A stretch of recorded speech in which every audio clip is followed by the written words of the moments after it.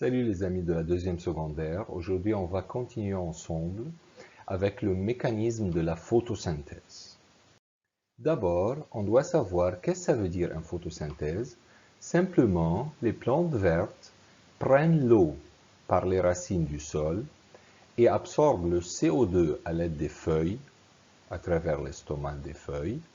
Ensuite, à la présence des chlorophylles et la lumière solaire, ils produisent leur nourriture, qui est le sucre C6H12O6, et l'oxygène se dégage. Premièrement, quelle est l'origine de l'oxygène dégagé durant la photosynthèse? On avait dit déjà que l'oxygène se dégage. Le premier qui a expliqué l'origine de l'oxygène dans la photosynthèse était le savant américain Van Nel à l'université de Stanford. Il a étudié la photosynthèse chez les bactéries sulfureuses vert et pourpre. Ces bactéries autotrophes, c'est-à-dire que c'est eux qui fabriquent leur nourriture, ils renferment une chlorophylle bactérienne plus simple que la chlorophylle ordinaire et vivent dans la boue des étangs et des marécages, comme on voit dans la figure ci-contre. Où se trouve le sulfure d'hydrogène, qui est le H2S, qui est la source de l'hydrogène nécessaire à la réduction du CO2 pour synthétiser les matières carbohydratées avec la libération du soufre. Van Nel a supposé que la lumière décompose le H2S en hydrogène et soufre. Ensuite, l'hydrogène est utilisé dans des réactions obscures non lumineuses pour produire le CO2 en carbohydrate, comme on voit dans l'équation là. Van Nel a supposé que la lumière casse le H2S en hydrogène et en soufre, et c'est l'hydrogène ensuite, et là on n'a pas besoin de la lumière, il réduit le CO2 pour obtenir le sucre qui est là un hexose, C6H12O6, que ça peut être un glucose, et le soufre est là, il se précipite sous forme de soufre.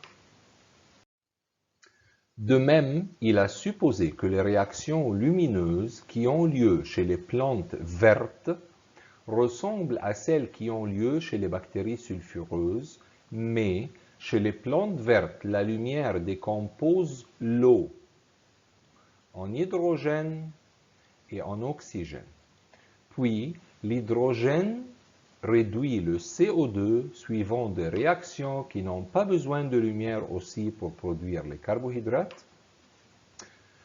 C'est pour cela que Van Nel a supposé que l'oxygène dégagé durant la photosynthèse provient de l'eau.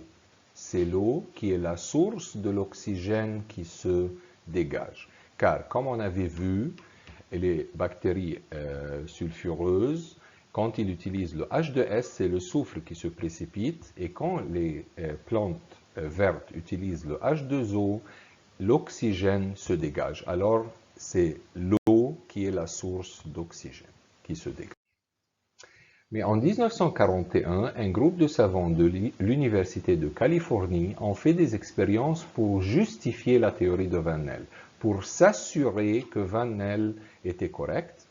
Ils ont utilisé l'algue chlorella, l'algue verte appelée chlorella, et l'ont placée dans des conditions favorables à la photosynthèse, de l'eau, de la lumière, de CO2, mais avec de l'eau qui contient l'isotope de l'oxygène O18, à la place de l'oxygène normal qui est O16.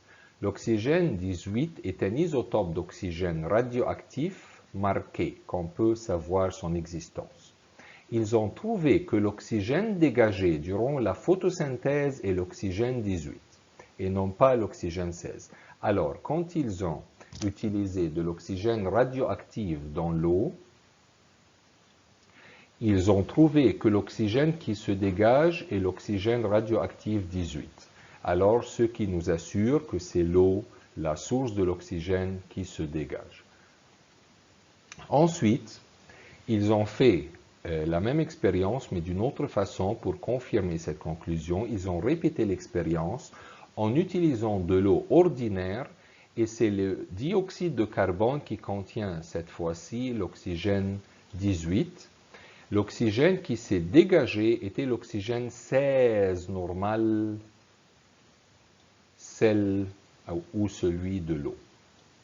Ce qui confirme que Van Nel était correct, et c'est l'eau qui est la source de l'oxygène qui se dégage durant la photosynthèse. Maintenant, on va voir ensemble la photosynthèse, les réactions lumineuses et les réactions non lumineuses. L'opération de la photosynthèse se passe en deux étapes. Blackman a montré en 1905, à travers ses expériences, pour étudier les facteurs limitant le taux de la photosynthèse, comme la lumière et la température et le dioxyde de carbone, que la photosynthèse se divise en réactions sensibles à la lumière, qui les a nommées réactions lumineuses, dans laquelle la lumière, c'est lui qui est le facteur limitant la vitesse de la réaction. Et la deuxième étape est la réaction non lumineuse ou réaction obscure, réaction des enzymes. Ces réactions sont sensibles à la température et non pas à la lumière. Elles peuvent avoir lieu à la lumière ou à l'obscurité. La température, c'est le facteur limitant la vitesse de la réaction non lumineuse. Premièrement, on va savoir ensemble qu'est-ce que c'est la réaction lumineuse. Lorsque la lumière tombe sur la chlorophylle qui se trouve dans les granats du chloroplaste qui se trouve dans les feuilles vertes ou les tiges herbacées, les électrons des atomes de la molécule de chlorophylle gagnent de l'énergie et se déplacent vers un niveau d'énergie plus élevé. Ainsi, l'énergie lumineuse cinétique est emmagasinée sous forme d'énergie chimique potentielle dans la molécule de chlorophylle, et elle devient, cette molécule, une molécule activée ou excitée. Chlorophylle activée ou excitée. Ensuite, lorsque l'énergie emmagasinée est libérée, les électrons retournent à leur position initiale et la molécule de la chlorophylle devient non excitée et elle peut réabsorber la lumière pour être de nouveau excitée. Ensuite, une partie de l'énergie libérée de la chlorophylle excitée est utilisée pour décomposer la molécule d'eau, quand on voit là, en hydrogène et en oxygène. Une partie de l'énergie de la chlorophylle excitée est emmagasinée dans la molécule d'ATP par l'union de la molécule d'ADP avec un groupe phosphate.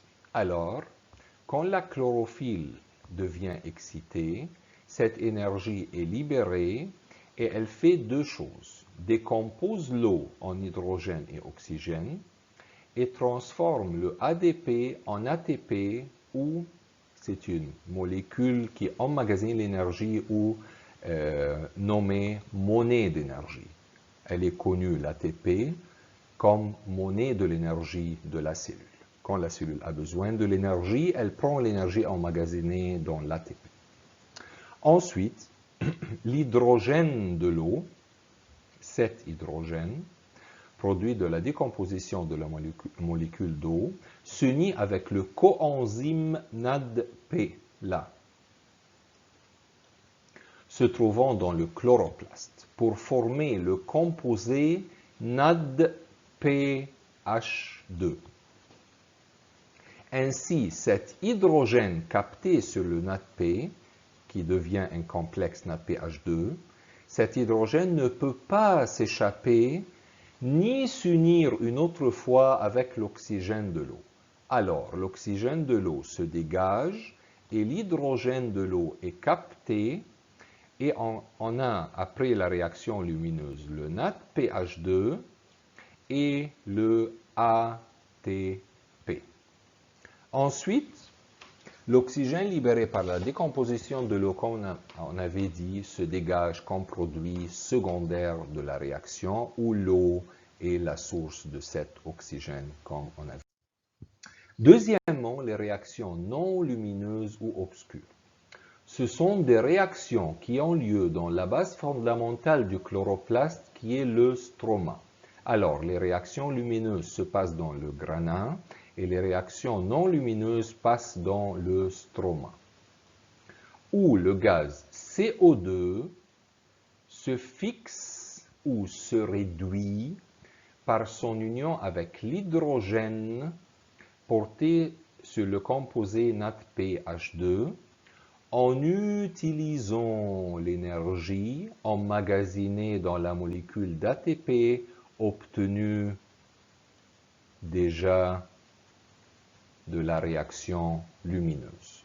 Alors, cet hydrogène capté sur le NADPH2 réduit le CO2 en utilisant l'énergie emmagasinée dans la molécule de l'ATP. Ainsi, il se forme des matières carbohydratées. Le savant Melvin Calvin et ses collègues de l'Université de Californie ont découvert en 1949 la nature des réactions obscures après qu'ils ont découvert l'isotope radioactif du carbone, le C14. Comme on sait, le carbone normal, il est C12, mais il y a un isotope radioactif qui est le C14. Qu'est-ce qu'ils ont fait? Ils ont placé l'algue chlorella dans l'appareil de la figure, comme vous voyez là. Ils l'ont mis là, l'algue chlorella. Du CO2 contenant l'isotope radioactif C14 comme source de CO2, mais le carbone ici, il est marqué C14, est introduit dans l'appareil. La lampe est allumée pendant quelques secondes pour permettre la photosynthèse. L'algue est ensuite mise dans un verre contenant de l'alcool chaud, là, pour tuer les cellules et arrêter les réactions biochimiques. Ils ont séparé les composés formés durant la photosynthèse et ils ont détecté la présence du carbone radioactif grâce à un compteur Geiger. Où ils ont trouvé le carbone radioactif? Dans les résultats de la photosynthèse. Les résultats ont montré que lorsque la photosynthèse a lieu durant 2 secondes seulement, il se forme un composé à 3 atomes de carbone qui est nommé le pégal ou phosphoglycéraldéhyde, qui est le premier composé stable chimiquement produit de la photosynthèse.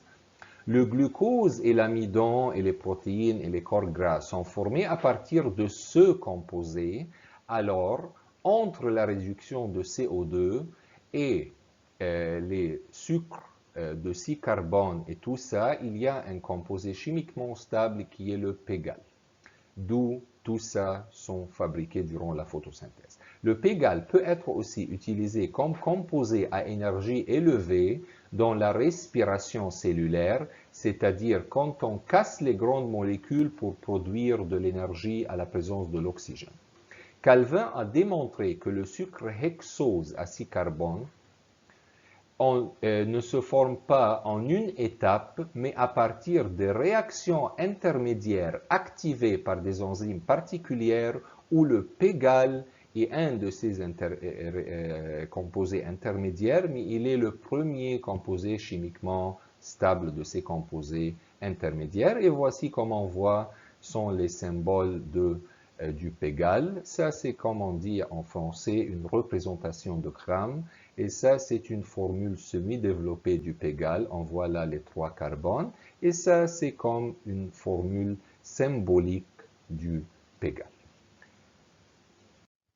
Merci. Bonne chance.